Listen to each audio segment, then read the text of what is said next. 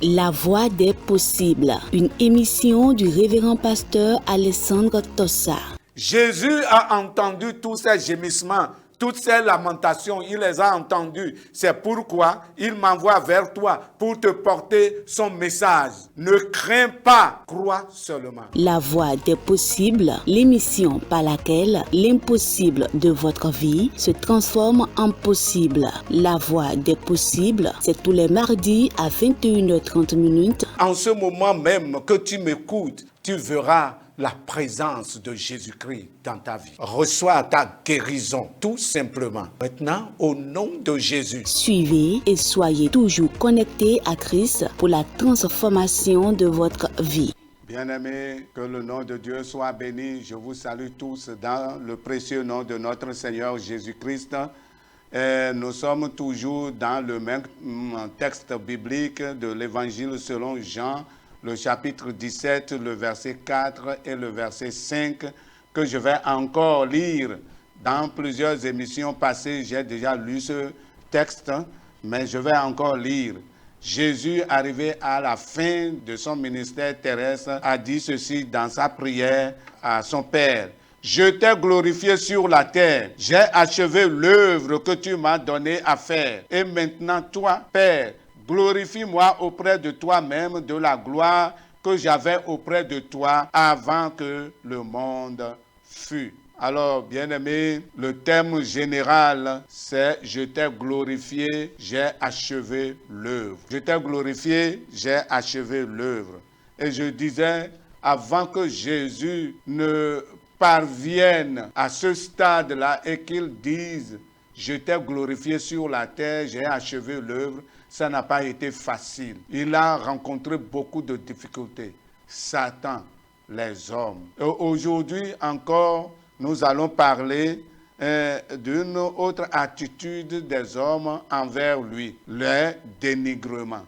Et donc, le sujet, c'est les dénigrements. C'est une difficulté que Jésus a rencontrée, les dénigrements. Dans Matthieu, le chapitre 11, le verset 19, ces détracteurs l'ont taxé de un mangeur et un buveur, un ami des publicains et des gens de mauvaise vie. Celui-là, c'est un mangeur, c'est un buveur, c'est un ami des païens.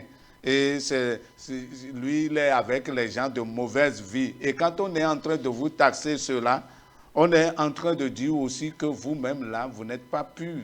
Vous êtes de mauvaise vie. Oui, il n'y a aucun sérieux en lui.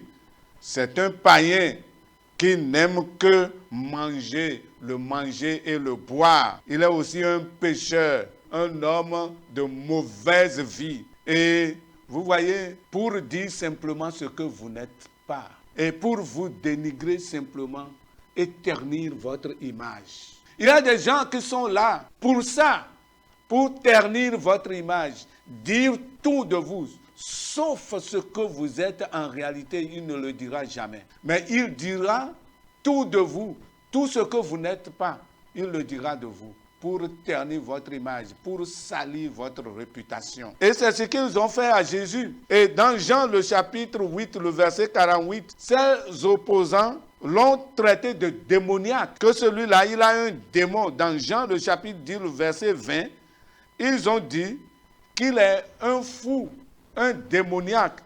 Celui-là, il n'est pas normal. C'est un fou. Donc, ses opposants l'avaient dénigré. C'est un fou. Laissez-le, c'est un fou. Il ne vaut rien. Ils avaient bafoué dans son honneur. Ils ont sali sa réputation. Ils ont démoli sa personne. Ils ont démoli son autorité. Ils ont minimisé sa puissance. Même après des miracles palpables, ils ont dit c'est un fou. Laissez-le. Mais toutes ces détractions n'ont pas arrêté Jésus dans l'accomplissement de sa mission. Oui, il ne s'était pas arrêté parce que ces détracteurs sont là.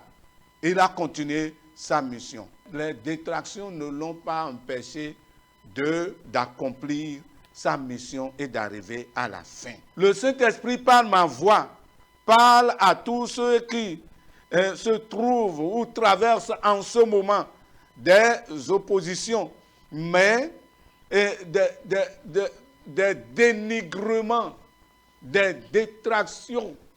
On est en train, les gens vous traitent de tous les maux et ne disent jamais ce que vous êtes en réalité. Oui, ils vous ont dénigré, ils ternissent votre image, ils démolissent votre réputation, ils bafouent votre autorité, ils refusent de reconnaître les choses telles qu'elles sont, ils vous insultent, bref, ils s'opposent à vous de toutes les manières, en mentant même sur votre compte, en disant n'importe quoi sur vous. Ce que vous n'avez pas fait, ce que vous n'êtes pas, ils disent que c'est ça que vous êtes. Jésus a subi toutes ces choses. Il a subi tous ces dénigrements. Mais Jésus était resté serein.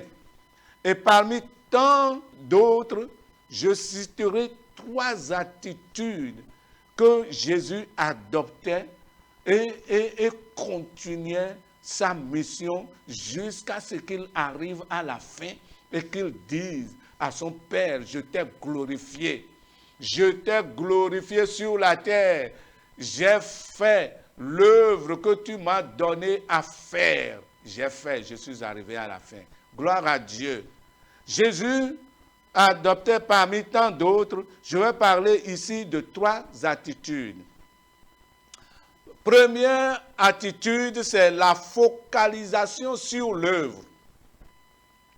Jésus se focalisait sur sa mission. Il se concentrait sur ce qu'il avait à faire. Et cela ressort de ses propos dans Jean, le chapitre 4, le verset 34. Dans ce passage, Jésus dit, « Ma nourriture est de faire la volonté de celui qui m'a envoyé et d'accomplir son œuvre. » Je veux accomplir son œuvre. Je veux faire la volonté de celui qui m'a envoyé.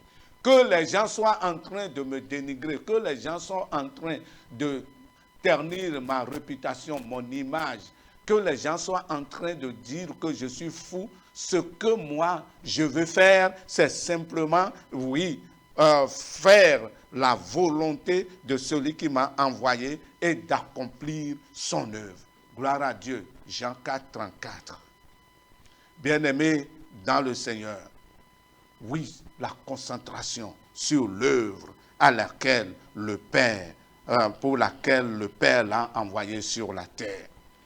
Si vous êtes acculé par les détracteurs, concentrez-vous sur ce que vous avez à faire. Focalisez-vous sur votre tâche, sur l'accomplissement de votre mission. Dans n'importe quel milieu où vous êtes, concentrez-vous sur ce que vous avez à faire. Et dans ce même ordre, Jésus ne voulait pas gaspiller son temps dans les futilités de ses opposants, de ses détracteurs. Et dans Jean le chapitre 9, le verset 4, Jésus dit, « Il faut que je fasse, tandis qu'il est jour, les œuvres de celui qui m'a envoyé. La nuit vient où personne ne peut travailler. » Oui, il ne faut pas gaspiller le temps à t'occuper de ces futilités, de ces détracteurs, de ces gens de mauvaises intentions. Il ne faut pas vous concentrer sur ce qu'ils disent et ce qu'ils font, mais concentre-toi sur l'œuvre et ne perds pas le temps parce que tu as un temps pour accomplir la mission. Quand le temps là va passer, tu ne pourras plus rien faire. Quand j'étais encore jeune, un peu plus jeune, je pensais qu'il y a un temps devant où vraiment je vais faire encore de grandes choses et que donc le temps vient. Et quand maintenant je suis arrivé à un certain moment de la vie, je constate qu'il n'y a plus un temps devant où, n'est-ce pas, je veux faire encore parce que mes forces s'amenuisent. Bien-aimés, si vous occupez des détracteurs, sachez que vous allez perdre du temps. Ne gaspille pas ton temps en te concentrant sur leur raillerie, Et oui, ne perds pas ton temps, mais concentre-toi sur l'œuvre de Dieu. Utilise le temps dont tu te disposes pour accomplir la mission. Amen. Deuxième attitude de Jésus, c'est la prière. La prière. La prière. Face à ses détracteurs, la prière. Tantôt, il se retirait de la foule pour aller quelque part prier. Marc le chapitre 6, le verset 44. Tantôt, il passait toute la nuit à prier Dieu, le Père. Luc le chapitre 6, le verset 12.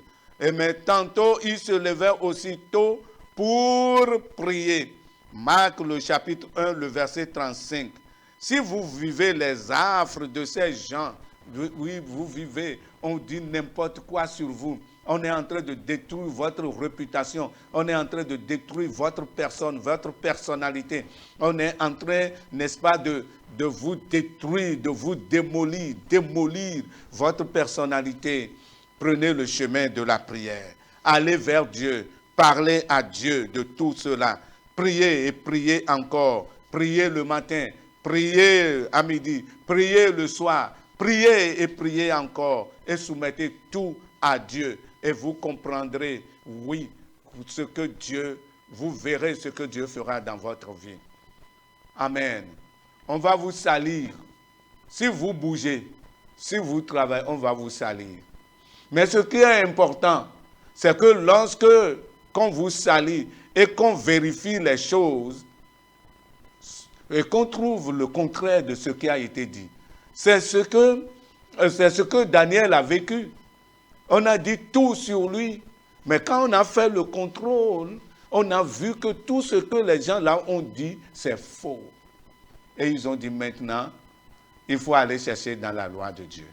Frère, que ce soit dans la loi de Dieu, que ce soit dans l'exercice de ta profession, dans l'exercice de ton ministère, qu'on ne trouve rien pour donner raison aux détracteurs et donner raison au dénigrement.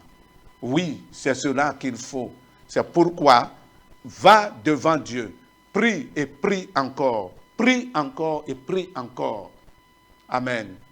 Troisième attitude, si tu veux continuer jusqu'au bout. Troisième attitude, c'est la priorité et le positionnement. La priorité.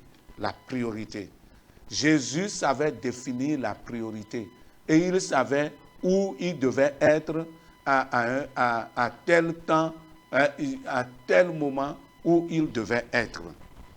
Oui, dans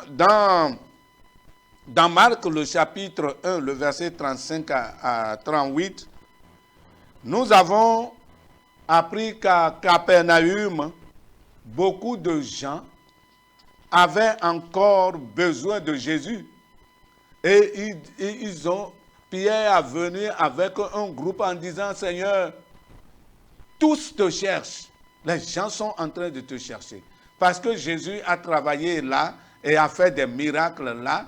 Et le lendemain, tous étaient en train de le chercher. Il y avait encore le besoin en ce milieu. Oui, le besoin était encore là. Mais la priorité de Dieu n'était plus là. Le besoin est là, c'est vrai, mais la priorité de Dieu n'était plus là. Pour Jésus, la priorité de Dieu n'était plus là. La priorité de Dieu était ailleurs. C'est pourquoi Jésus avait dit à ses disciples, allons ailleurs, dans les bourgades voisines, afin que j'y prêche aussi, car c'est pour cela que je suis sorti. Marc le chapitre 1, le verset 38. Dans les bourgades. Les gens le cherchent, c'est vrai, ici, mais la priorité de Dieu était déjà ailleurs. Il faut savoir où se trouve la priorité de Dieu et être à l'endroit où se trouve la priorité de Dieu. Et il faut savoir quelle est la priorité de Dieu parmi tant de choses à faire et commencer à faire la priorité de Dieu. Il faut savoir où Dieu vous veut et être là où Dieu vous veut en accomplissant ce qui est sa priorité. Si vous êtes là où Dieu vous veut et vous êtes en train d'accomplir sa priorité, les détracteurs peuvent dire n'importe quoi. Ils peuvent vous dénigrer de n'importe quelle manière. Dieu soignera votre image. Dieu soignera votre image. Dieu prendra votre défense. Et tous ces gens qui vous dénigrent, et tous ces gens, n'est-ce pas, tous ces détracteurs, tous ces menteurs, tous ces opposants, oui, essuieront la honte. La honte. La honte sera leur partage. Parce que leur mensonge, leur jeu, leur complot sera mis à nu. Et tout le monde verra la vérité. Parce que vous êtes dans la priorité de Dieu et vous êtes là où Dieu vous veut et vous êtes en train de faire ce que Dieu veut en ce lieu-là. Amen. Gloire à Dieu. Si vous êtes là aujourd'hui et vous êtes dans toutes ces difficultés, les gens, aujourd'hui, les gens disent ceci sur vous, demain, les gens disent encore, on est en train de ternir votre image, en train de ternir votre image. Posez-vous la question, où se trouve la priorité de Dieu? Et cette priorité de Dieu est où? Qu'est-ce que je dois faire premièrement? Parce que si on ne sait pas faire, tout devient urgent. Tout devient priorité autour de vous. Il y a ci autour de vous. Il y a ça autour de vous. Il y a ça là autour de vous. Il y a ça à faire. Il y a ce milieu. Il y a ce milieu. Il y a ce milieu. Mais dans toutes ces choses qu'on dit urgent, il y a ce qui est plus urgent pour Dieu. Ce qui est plus urgent pour Dieu et Dieu en fait une priorité. Et ce qu'il vous faut, c'est de connaître cette priorité. Et où se trouve cette priorité? Et vous attelez à cela. Vous attachez à la priorité de Dieu. Concentrez-vous sur l'œuvre, c'est vrai. Priez, c'est vrai. Mais aussi ajoutez la connaissance de la priorité de Dieu. Et vous allez voir que les dénigrements ne vont pas vous empêcher d'évoluer. Ceux qui vous dénigrent, ils se dénigrent sans le savoir. Nous avons vécu des choses de ce genre et nous sommes témoins que Dieu, après tout, Dieu vous donne raison. Dieu, après tout, a donné raison à Daniel. Dieu, après tout, a donné raison à son fils Jésus. Dieu, après tout, a donné raison à Shadrach, Meshach, Abednego, les trois amis de Daniel. Dieu, après tout, vous donnera raison. Dieu est celui qui soigne l'image des gens. Frère, tu es découragé, tu es abattu parce qu'on a dit des insanités sur ta vie. Ce que tu n'as pas fait, on a dit, tu as fait, on a publié partout. Et tu pleures, tu es découragé, tu es abattu. Ne sois pas abattu, ne sois pas découragé. C'est le jeu du diable pour, n'est-ce pas, te détruire et t'empêcher d'arriver à la fin. Pour que tu ne dises pas à la fin, je t'ai à ton Père Céleste, que tu ne lui dises point, je t'ai glorifié sur la terre, j'ai achevé l'œuvre que tu m'as donné à faire. Que tu ne puisses pas dire cela. Le diable fait tout pour que tu n'arrives pas à la fin. Lève-toi. Lève-toi, laisse les railleries là continuer. Laisse, n'est-ce pas, les dénigrements continuer. Laisse les gens là continuer. Mais toi, concentre-toi sur l'œuvre. Focalise-toi sur ce que ta mission que Dieu t'a confiée. Va devant Dieu, prie. Et maintenant, cherche où se trouve la priorité de Dieu. Où se trouve la priorité de Dieu? Quelle est la priorité de Dieu? Jésus a dit, je ne continue pas ici. C'est vrai que les gens ont besoin de moi encore ici, mais ailleurs, c'est là que se trouve la priorité de Dieu. D'ailleurs même, c'est pourquoi je suis sorti ce matin pour aller prier, pour demander à mon Père où se trouve sa priorité. Demande à Dieu où se trouve ta priorité. Et sois là où se trouve la priorité de Dieu. Et tu verras que Dieu va soigner ton image. Dieu va t'encourager. Et même si ton image n'est pas soignée dans ce monde, là-bas, tu seras dans la gloire de Dieu. Et c'est ce que nous attendons. Jésus-Christ a dit à son Père, parce que j'étais glorifié sur la terre, malgré tout, j'ai traversé toutes ces choses, mais j'étais glorifié. Maintenant, donne-moi la gloire. La gloire que tu m'avais donnée, donne-moi ça maintenant. Je réclame la gloire. Ils m'ont sali, ils ont terni mon image, ils m'ont frappé, ils m'ont crucifié. Mais je t'ai glorifié dans toutes ces choses. Amen. Gloire à Dieu. Je t'ai glorifié, Père. Et parce que je t'ai glorifié et j'ai achevé l'œuvre que tu m'as donnée à faire, maintenant donne-moi la gloire. Mets-moi dans la gloire. Amen. Frère, si tu perds le temps à écouter ces railleries, ces ragots sur ta vie, et que tu es découragé, tu vas perdre la gloire à venir.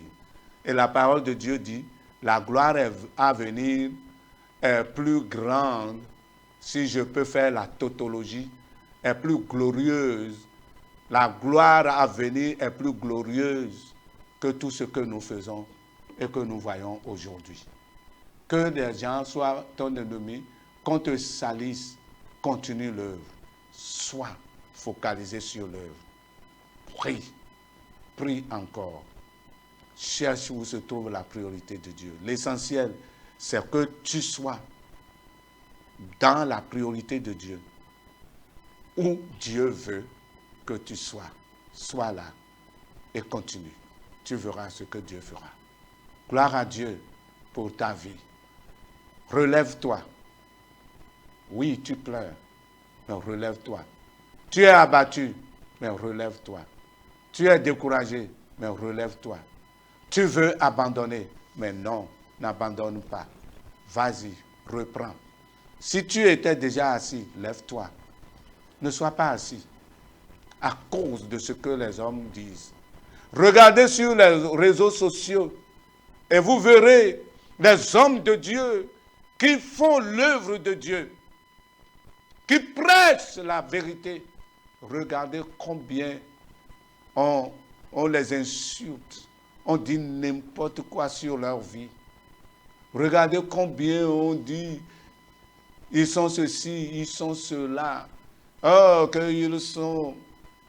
Même leur onction ne vient pas de Dieu, mais ils prêchent l'évangile. Et ils ont continué à prêcher l'évangile. Et je bénis Dieu pour leur vie. Quand je vois certains, malgré tout ce qu'on dit, je les vois encore forts, en train de prêcher l'évangile, en train de prêcher la vérité de Dieu. Je rends grâce à Dieu. Je rends gloire à Dieu. Toi aussi, imite ton Seigneur Jésus-Christ. Imite ces hommes qui, malgré tout ce qu'on dit pour ternir, pour détruire leur image, détruire leur réputation, détruire leur renommée, détruire leur personnalité, ils continuent. Toi aussi, lève-toi et continue. Amen. Lève-toi et continue. Que Dieu te bénisse. Ne suis pas seulement les dénigrements. On t'a humilié, c'est vrai. On t'a fait vivre des choses, c'est vrai. Même parfois des gens sur qui tu comptes, c'est eux qui sont dans le coup. C'est eux qui sont dans le complot. C'est eux, des gens que tu as aidés, des gens à qui tu as fait du bien. C'est eux-mêmes là que tu découvres que c'est eux qui sont à la base de toutes choses. C'est eux qui formulent, c'est eux qui programment, c'est eux qui parlent. Et tu as découvert ça et tu es découragé. Ne sois pas découragé. Jésus a subi ça, mais il continue. Les Daniel ont subi ça, mais ils ont continué. Des hommes de Dieu aujourd'hui ont subi et subissent encore ça, mais ils continuent. Toi aussi, lève-toi et continue. Que Dieu te bénisse. Que Dieu bénisse tous ceux qui sont découragés, même dans votre service, dans l'exercice de votre profession. Levez-vous, concentrez-vous sur votre travail. Demandez à Dieu de faire justice. Priez et demandez à Dieu de faire justice. Et continuez votre travail. Celui qui récompense, c'est Dieu. Celui qui blanchit, c'est Dieu. Celui qui juge, c'est Dieu. Il est le juste juge. Et celui qui donne la récompense juste, c'est encore Dieu, ton Père céleste. Que Dieu te bénisse. À Dieu seul soit la gloire, l'honneur, la puissance et le règne dans tous les siècles. Au nom de Jésus-Christ. Amen. Si vous voulez nous contacter, nous sommes au 97 06 79 08. 97, donc 01 97 06 79 08. Et si vous voulez adorer Dieu avec nous, nous sommes à Drabo dans la commune de Calavi, dans l'arrondissement de Toba. Et nous sommes là tous les dimanches de 10h à 12h. Venez célébrer le culte avec nous. Que Dieu vous bénisse. La voix des possibles, une émission du révérend pasteur Alessandro Tossa.